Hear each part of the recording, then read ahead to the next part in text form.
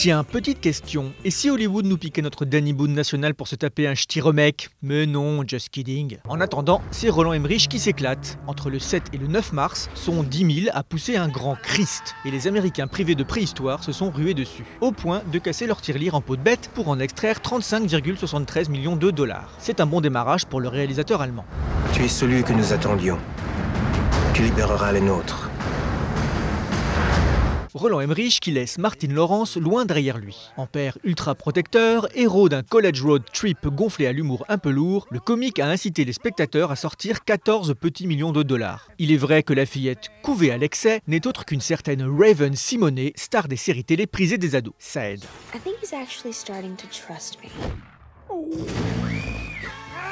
Angle d'attaque pointe en 3e position. Forest Whitaker et ses potes auraient pu avoir du plomb dans l'aile, eh bien non, ils sont toujours d'aplomb. Certes, ils avouent une petite perte de 41%, mais quand même. Le film de Pete Travis se permet ainsi d'ajouter 7,5 millions de plus dans son escarcelle, soit un total de 51,6 millions de dollars.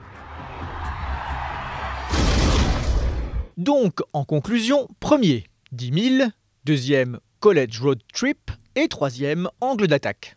Un ch'ti ici, un ch'ti là, décidément les ch'tis sont partout. Encore 425 892 spectateurs le mercredi 5 mars. Danny peut donc troquer son kawaii pour un Loden sur mesure, ça mousse de partout. Où ça? À Burg. Dur. Alors, pas facile de se faire un ch'ti trou au soleil pour les autres. Surtout quand vous êtes les femmes de l'ombre. Avec ténacité et courage, Sophie, Julie, Marie, Déborah et Maya ont tenté de résister face à l'invasion venue du Nord, avec leurs propres armes et leur mission. Nous allons à Paris tous ensemble, sans exception. En arrivant sur l'écran, elles se sont bien dit « À partir de maintenant, plus personne ne se connaît. » Mais le public n'a pas écouté. Ils n'ont été que 41 503 à approuver leur héroïsme. Bon, allez, vive la France quand même! Face au bataillon féminin de Jean-Paul Salomé, les personnages d'Olivier Assayas auraient pu perdre le Nord, mais au lieu de ça, ils sont pile poil à l'heure d'été. Maisons vendues, bric-à-brac, héritage et souvenirs ont convaincu 21 258 personnes. Pas de quoi sabrer le champagne, juste assez pour lever son verre. Non, arrête. Ah si, on a le droit de le dire. Eh si, à tes 75 ans. De son temps, la maison était vivante. Elle l'est toujours. Oui, quand la famille est là.